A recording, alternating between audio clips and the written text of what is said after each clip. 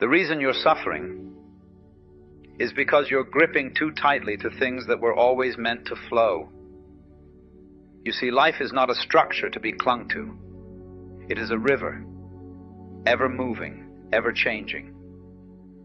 And when you try to grasp at it, when you insist on holding tightly to the banks, you create resistance. That tension, that friction, is what we call suffering. It is not unreasonable to desire the same kindness you give to others. But understand this: your power lies not in demanding reciprocity, but in your ability to walk away without bitterness. When something doesn't feel right, don't force it. Don't rationalize it. Let that unease exist. It is the voice of life itself whispering through you. That discomfort is intelligence. Do not stay in situations out of fear.